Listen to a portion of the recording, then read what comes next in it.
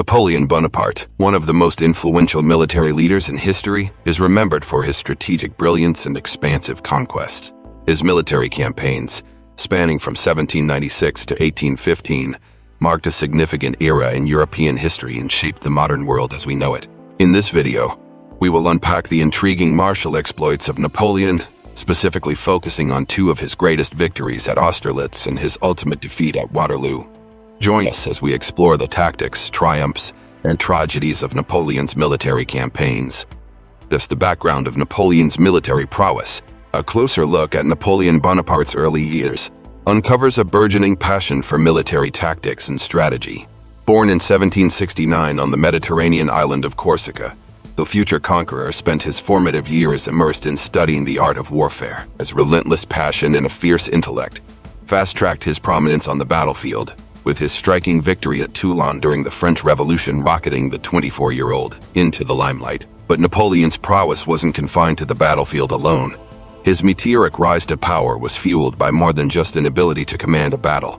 His leadership skills were second to none. Just the manner in which he inspired his soldiers and their staunch loyalty towards him reflected his charismatic persona. One of Napoleon's greatest strengths as a military leader was his ability to make rapid decisions based on battlefield developments, which earned him the nickname the Little Corporal. Many historians credit Napoleon's success on the battlefield to his keen understanding of terrain, which he often used to gain strategic advantages over enemy forces through careful deployment of artillery and cavalry. Despite facing numerous setbacks over the course of his military career, Napoleon maintained an impressive record of victories in battles such as Marengo, 1800, Jena-Auerstedt, 1806, and Friedland, 1807. However, critics argue that Napoleon's tendency to pursue personal glory at all costs often led him to take unnecessary risks and neglect important tactical considerations during battles. Before we continue with our adventure, if you're enjoying the video so far, make sure to like, subscribe, and ring the notification bell not to miss future videos every week. Let's get back to the video. The Battle of Austerlitz, Napoleon's greatest victory. In the frigid early days of December 1805, Napoleon Bonaparte faced a momentous challenge, the Battle of Austerlitz. Here, the might of his French Grande Army was pitted against a numerically superior Russo-Austrian coalition. Despite suffering from illness during the battle, Napoleon led from the front lines and inspired his troops with acts of personal courage and bravery, cementing his status as a heroic figure in France. As the enemy forces prematurely celebrated their anticipated victory, Napoleon struck decisively, ripping through their ranks with the power and precision of a well-oiled machine. The Russo-Austrian coalition was left in shambles, leading to the dissolution of the Third Coalition against France. Napoleon's victory at Austerlitz showcased his masterful employment of deception, his remarkable ability to coordinate rapid troop movements, and his acumen for concentrating his forces at the decisive point. The Battle of Austerlitz resulted in over 27,000 casualties for the Austrian and Russian armies, solidifying Napoleon's position as one of Europe's most formidable military leaders. The Battle of Austerlitz is considered to be Napoleon's greatest victory, as he managed to outsmart the much larger combined forces of the Austrians and Russians by luring them into a trap. In recognition of his victory at Austerlitz, Napoleon was awarded the title of Princeps Europae by grateful French citizens. As we continue our exploration of Napoleon's military campaigns, keep in mind the elements that made Austerlitz a stunning triumph. These characteristics, deception, speed, and decisive concentration of forces, would prove crucial in understanding the dramatic shift in fortunes that awaited Napoleon at Waterloo. While some historians attribute Napoleon's success at Austerlitz purely to tactical genius, others argue that it was also due in part to strategic mistakes made by his opponents, such as splitting their forces and failing to coordinate their attacks effectively. 10 years after Austerlitz, rise of anti-Napoleon sentiments. As the 19th century dawned, Europe was a cauldron of shifting alliances, political intrigue, and simmering discontent.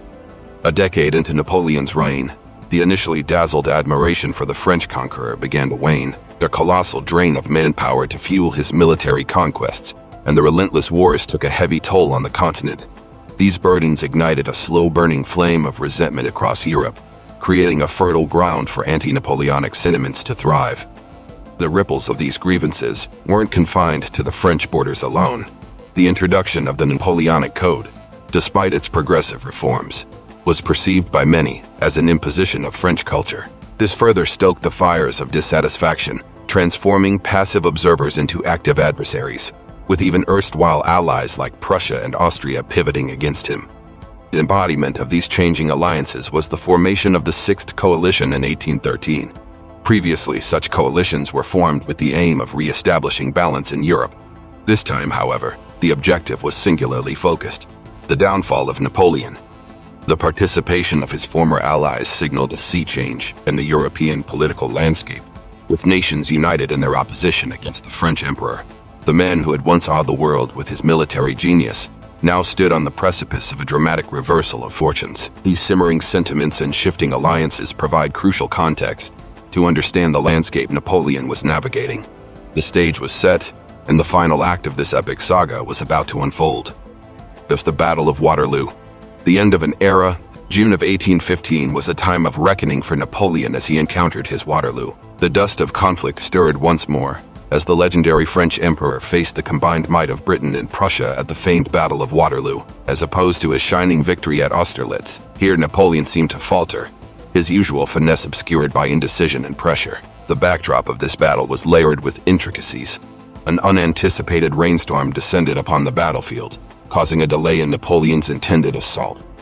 A setback indeed, but it was only one of the many issues the French commander faced on that fateful day. As his strategic miscalculations were compounded by the relentless tenacity of the Allied troops, their spirits steeled by a determined resolve to defeat the once invincible emperor, a crushing blow to Napoleon. The French emperor, who had so brilliantly deceived his enemies at Austerlitz, met with a starkly contrasting fate at Waterloo. His defeat signaled the end of his rule, leading to his final abdication and inevitable exile. The Battle of Waterloo wasn't just the end of Napoleon's reign. It symbolized the culmination of an era dominated by the formidable French emperor, an era where audacious stratagems, intricate logistics, and swift troop movements reshaped the face of warfare. The sun finally set on this epoch, casting long shadows that continue to influence military strategy to this day.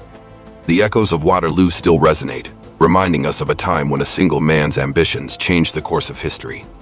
The legacy of Napoleon's military campaigns. Despite the shadow of defeat, Napoleon Bonaparte's impact echoes through the annals of military strategy and tactics. He revolutionized warfare, utilizing the Quarf system and mass artillery, and pioneered the operational maneuver that fundamentally transformed battlefield dynamics. He also ushered in the idea of the nation in arms, laying the groundwork for the concept of total war, which came to define the 20th century warfare.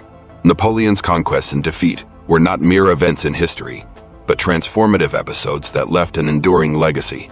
His military tactics, keenly studied by military scholars and strategists, continue to guide the principles of warfare. The decisive battles of Austerlitz and Waterloo are etched into our collective memory. However, the legacy of Napoleon's military campaigns is not merely about military innovation or territorial conquests. It is about the human ability to dream, dare, and dominate. It is about the rise and fall of an individual who left an indelible mark on world history. It is a stark reminder of the dual nature of power, its ability to create and to destroy. And there you have it, folks. If you stayed until the end, make sure to comment what you would like to see next on the channel. See y'all in the next video.